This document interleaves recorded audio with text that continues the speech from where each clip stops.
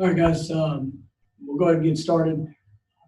Coming off the field, just made aware of some tweets and I guess messages that were sent off from a couple players that were not here today at practice. We'll address those with any questions. As we go throughout, it's obviously disappointing to see what was said. We've been very open and transparent throughout this process. We've had a voluntary camp. We've had voluntary summer access. We've been very transparent throughout all aspects, including an additional team meeting two nights ago there in the indoor facility to discuss all issues when it comes to COVID, when it comes to our protocols and procedures. We have followed those to the letter of what we have laid out. Been really pleased with the majority of our team that has abided by that to the best of their ability. We are working through all protocols, which do include also positive tests if that happens, and the contact tracing in the event of every area of what we're doing.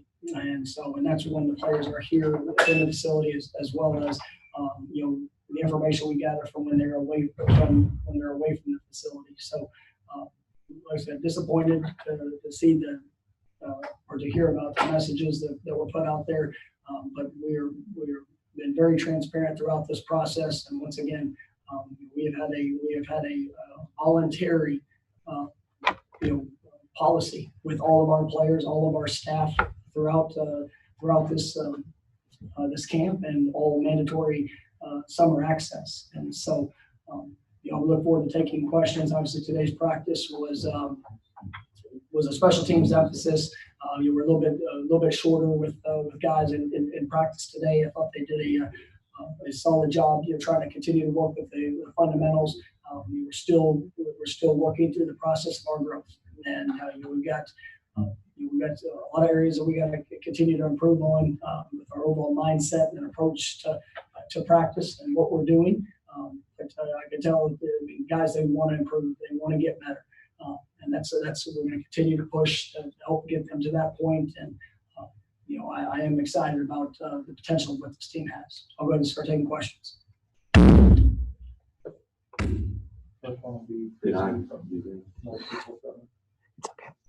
Good morning, Mike. Morning, Chris. Have the players brought those concerns directly to you? And also, are you concerned at this point with the trust factor between the players and those that are above them, coaches, administration, and such with this incident? I've spoke to players.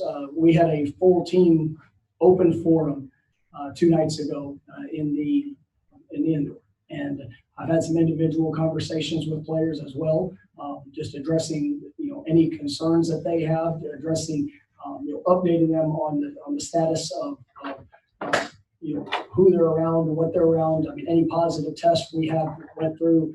I can tell you that there have been guys that have had illness throughout camp that have been tested and negative results have come back. And those are all things that we're working through, but we are working through the policies and outline and the procedures that are in place for us. But I've been very transparent with every player that I've talked to, and with our entire team. Everybody had an opportunity to ask questions. We had good back and forth the other night in our team meeting, and just continuing to urge guys to make the proper decisions when they're away from the facility, and then following protocol when they're here at the facility.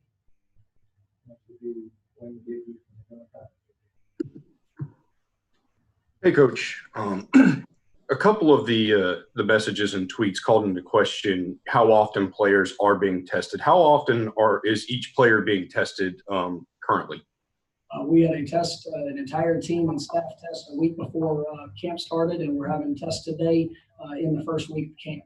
They will be tested weekly. I think we've had up until this point, we've had 4 tests throughout. We had 3 scheduled in the summer. We actually added another one before the 4th of July. When we had guys that were leaving to go home and wanted to make sure that they they got tested before they went home to see their families. So we tested at that point as well, and we're continuing to work through the process. That was one of the questions that was brought up by our players after a press conference the other day when it was brought up about the weekly test. And once again, we talked to them about we tested the week before camp, we're testing the first week of camp, and that's going to continue throughout the process. Hey, Mike, how many players? I mean, I know you guys haven't been releasing the results of tests, but and you mentioned being short today. Can you give a round number of how many players are either out because of illness or because of quarantine right now? The university's policy, we're not going to release any numbers when it comes to that. So I'm going to stick with that policy from the university. David Hill, ESPN.com. Hey, Mike, David Hale with ESPN. You had one of your receivers that was tweeting about this today. DJ Matthews tweeted last night that he had tested positive and then removed that tweet relatively shortly afterwards. Have you told players, or have players been told not to share their own info regarding health or their?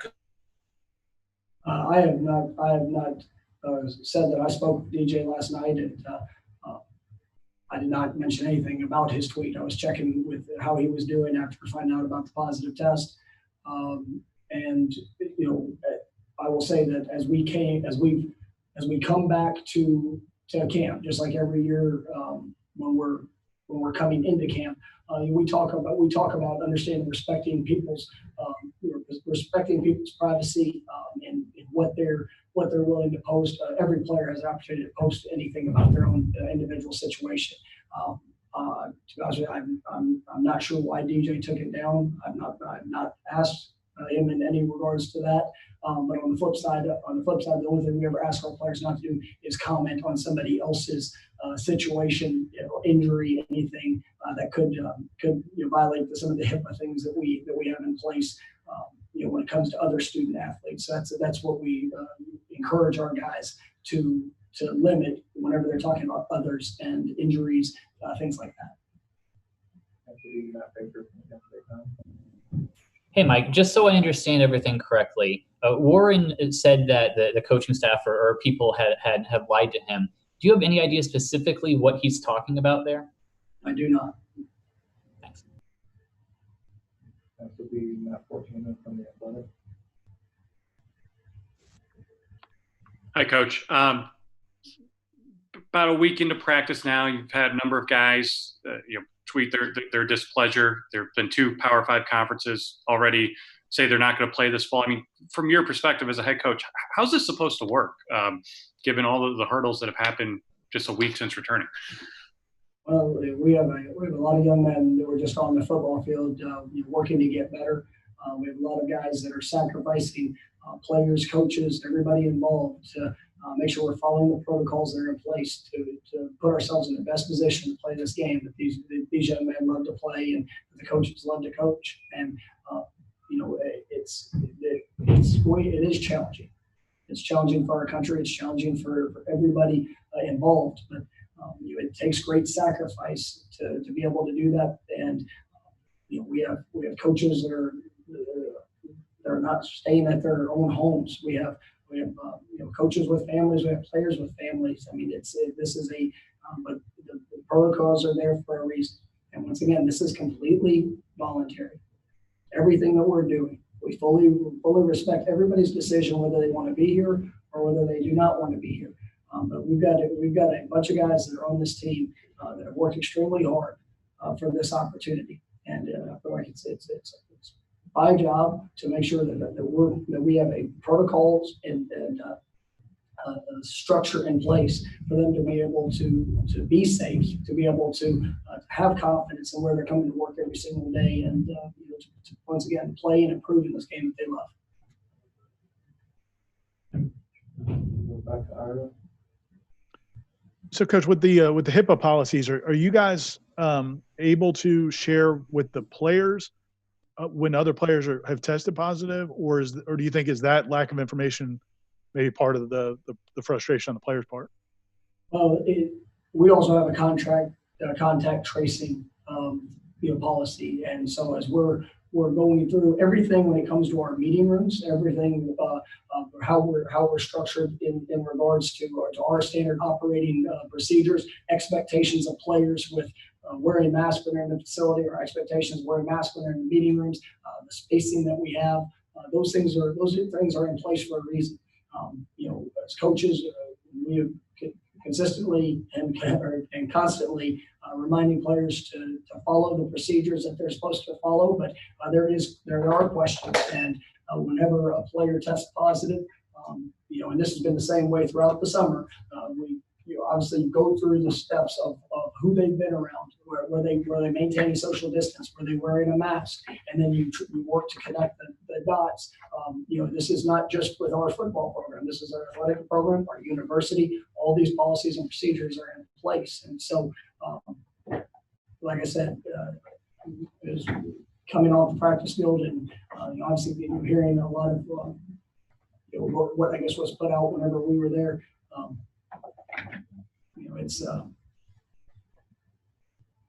It was news to me in something, and in some of those areas and what was said. And so obviously if there was any miscommunication, we've been pretty transparent and direct throughout this. Next, we go to Allison Cody from the Pittsburgh.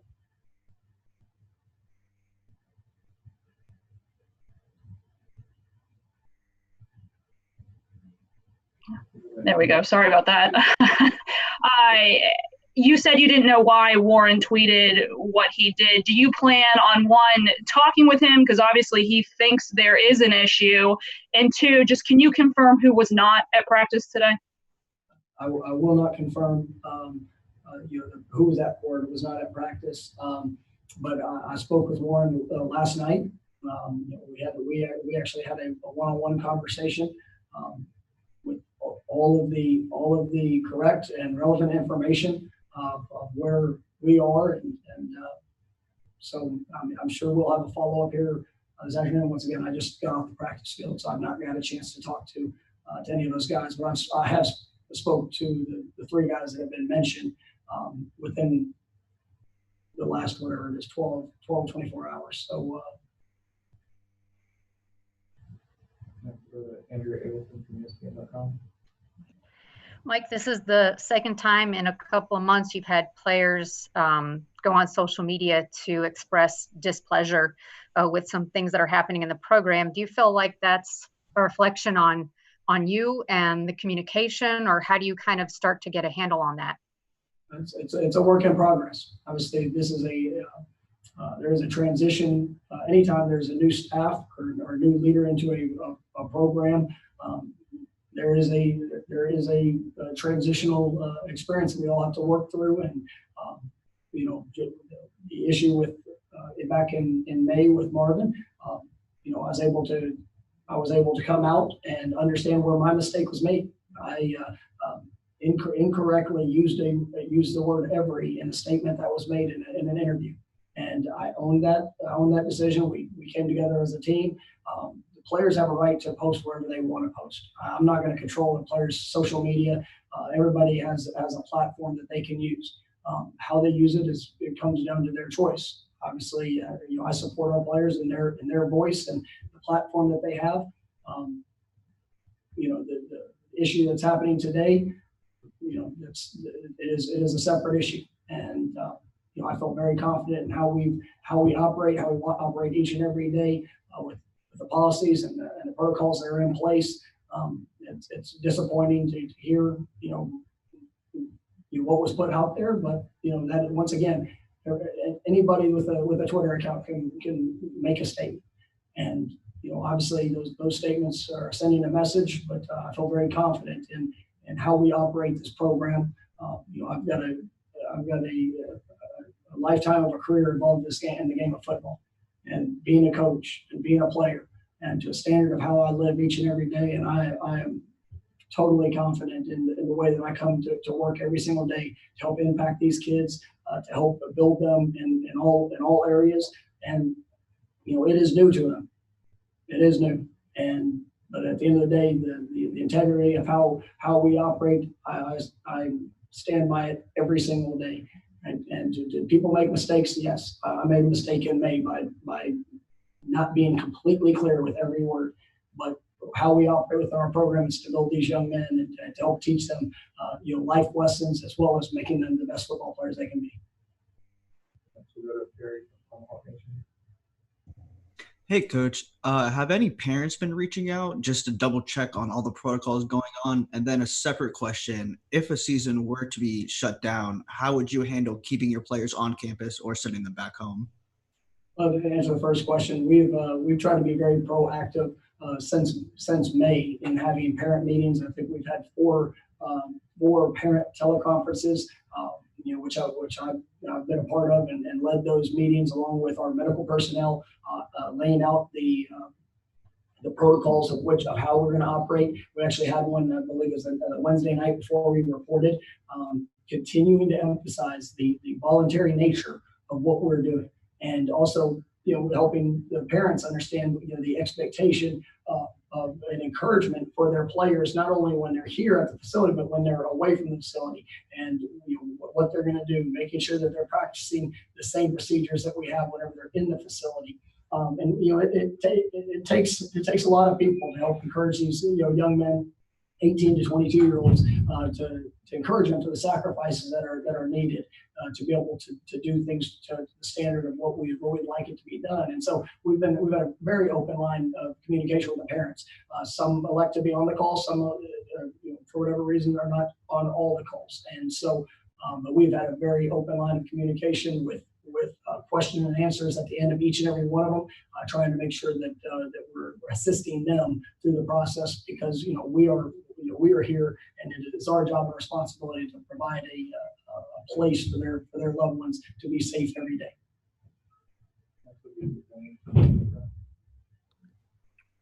Hey, Coach. Just how do you go about addressing this with your team, and I guess with those three players specifically? How did you address them on this issue? Are you talking about?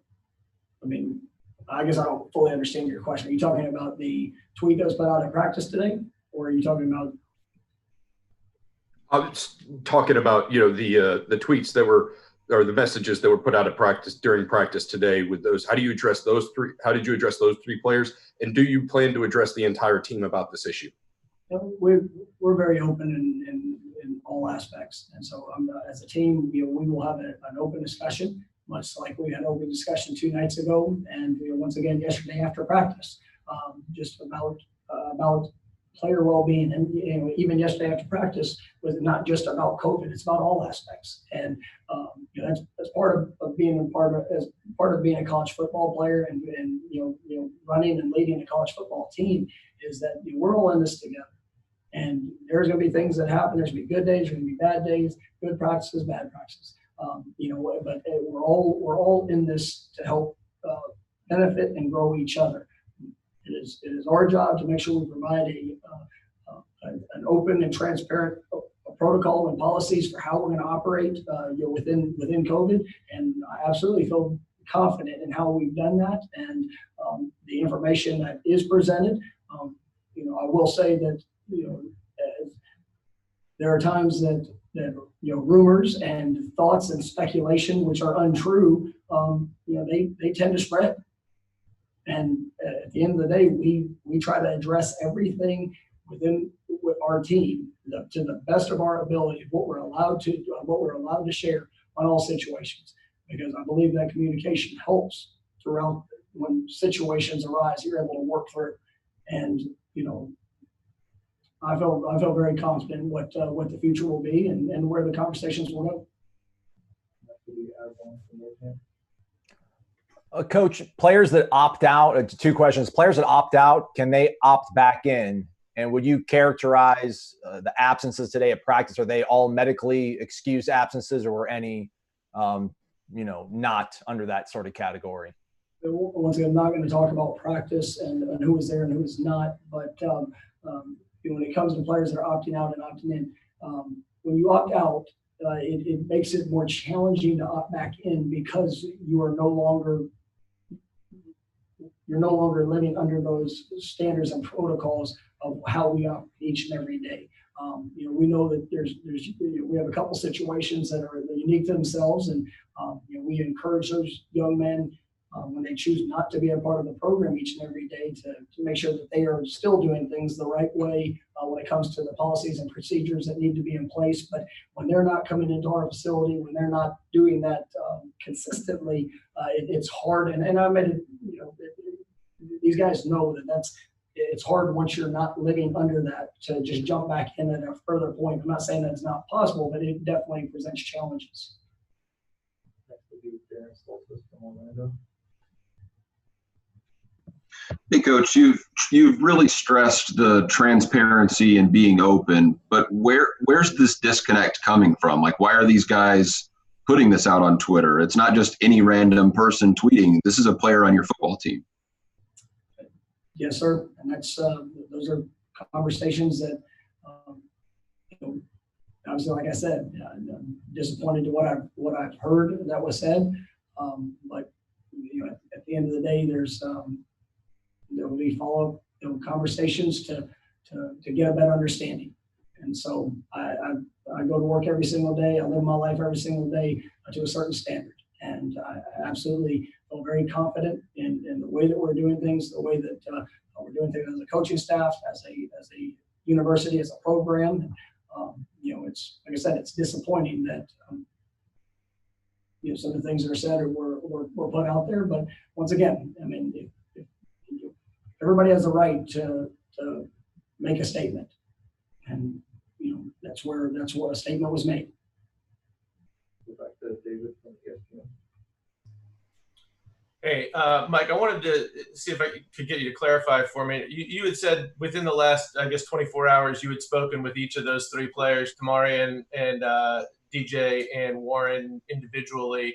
Was that based on their testing results, or had they come to you specifically about some of these concerns that they raised today? Like, what was the impetus for those conversations? And then as a quick follow-up, you said, you're disappointed in those messages. Would you characterize what they said as being untrue? Well, when it comes to the conversations, I'm not going to get into specific details with the individual. One of them was about a test result. Another was involving a contact tracing and just encouragement of the policy and the procedure of what they were about to have to go through. And then the other was about a concern, and you're just trying to have that openness that we talked about earlier. And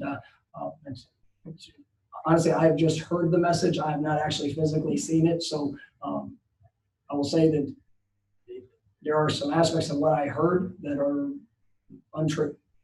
And at the end of the day, I stand by the transparency that we've had. At the end of the day, this is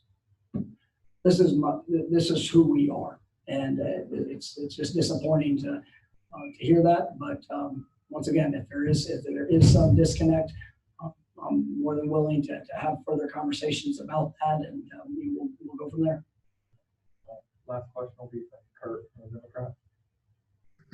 Have any of those players who've taken to social media, have they talked to you about, are they opting out, or do you get the impression this is more they want to play and they're kind of making their opinions heard of something they don't feel safe about while wanting to kind of play through it?